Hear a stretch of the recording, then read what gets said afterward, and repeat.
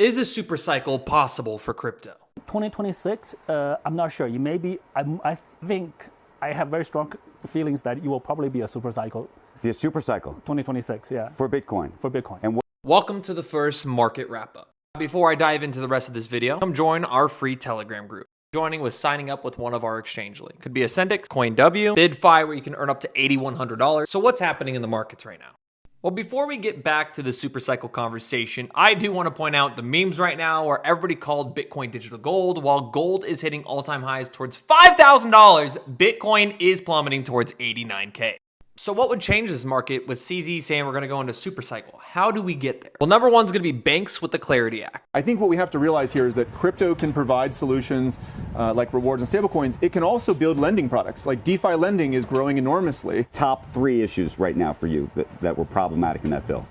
Yeah, so the number one is really around payment of rewards on stablecoins. I think Americans should be able to earn more money on their money. Banks should have to compete on a level playing field, and if the American people feel like the banks are not paying high enough interest rates and stablecoin rewards can offer them more, then maybe the banks should have to pay higher interest rates to compete, right? I don't think there should be any protectionism. Do you think that that was put in directly for the banks, that was lobbied by the banks and put in? Yes. Now, even though the banks are interested, what are the odds of the Clarity Act, which is going to be bringing more institutional interests, actually going to take place in our market? This is really an important priority, not only for President Trump, but for Republicans here in the House, where we've worked for 4 years on market structure legislation, and we've passed it twice. We passed it in the last Congress, my bill called Fit 21, and then this Congress, just last July, we passed the Clarity Act, which is what the Senate is debating. And the Clarity Act got 78 Democratic votes here in the House. We lay out the strict rules for market structure on how to treat a digital asset as a commodity or as a security. How you store it, how you can custody it, how it can be used for collateral, how banks will interact with digital assets. So it's a very important bill. You cannot pass a bill just for dollar-backed stable coins like the Genius Act that President Trump signed into law last year without market structure. It's like passing a bill authorizing cell phones, but there's no cell towers. So this bill is very important. I agree with the president that I hope he can sign it soon. We're working with senators to get this text in good shape, listening to their ideas, their concerns, their changes they'd like to make, so that we can get a bill that the digital asset community and the traditional finance community can both support and get this on the president's desk. Now, personally, I want to be making bets on Bitcoin. Right now, it's like 20% of our portfolio. We're in Bitcoin, ETH, and large caps. I would just be holding, right? We're a day away from Donald Trump tweeting out about more tariffs, or we're a day away from the Clarity Act not getting passed and causing more downsides. We're in a very liquidity tight moment with everything that's happening with the Japanese yen carry trade, Federal Reserve interest rates, and the whole nine. However, some very bullish things are happening. Number one, liquidity is starting to open back up. So while I don't think the answer is to sell crypto right now, I think right now is the best accumulation opportunity we're probably going to have in the near future.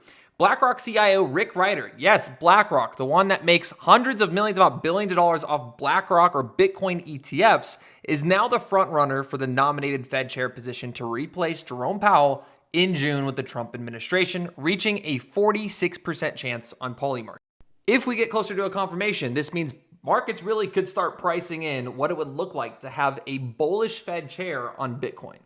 At the same time, you have this crazy announcement where in a historical moment, Japan has dissolved the House of Representatives and called for early elections. And this is all to hopefully support and sustain the value of the Japanese yen. Essentially what this would mean is it would be very bullish for Bitcoin because it would assume the Fed is going to print more money, liquidity is going to open back up, and this is going to create banking reserves while they use that money to be sold to buy yen.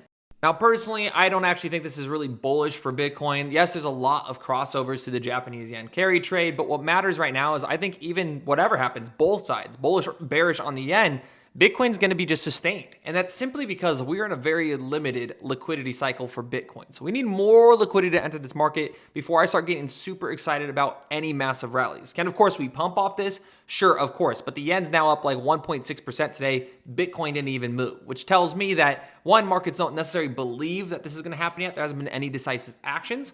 But, of course, we'll have this announcement. I'll keep you guys up to date as we get more information as this rolls out over the next few weeks. So, of course, that means we'll more than likely be trending sideways between about $86,000 and $200 and $94,400. making this a perfect market for traders. Personally, the number one indicator I'm going to be watching is USDT dominance. If we start this to look weak, that's going to make me incredibly bullish on altcoins and crypto specifically. So really, we need to either see the range come back down to that 5.6%. But if this breaks to the upside, well, again, it could be pretty ugly or just sideways action here for crypto still for the next 4 to 8 weeks. Now, of course, all my callouts once again are going to be in the Telegram. As again, this is where you're going to be making the most amount of money in crypto right now. As for Friday and the end of the market week update here, you're looking at a low liquidity based environment, rumors that Rick Ryder might be taking over that Fed position. Of course, all the circulation of the super cycle, in my opinion, it is just going to be an extended business cycle, which we'll do another video on here about Raoul Paul's prediction with the ISM manufacturing and what that means for an extended cycle. But what I would be really paying attention to here, tokenization. Where is money flowing into? How are the big banks going to come into this if the Clarity Act passes? Because there's a lot of things that you need to be aware of if the Clarity Act does go through. It's not that bullish for a lot of DeFi sectors. It's more bullish for banking, institutions, stablecoins, tokenization, RWAs. That might be where a lot of money flows after it first dives straight into all the ETFs.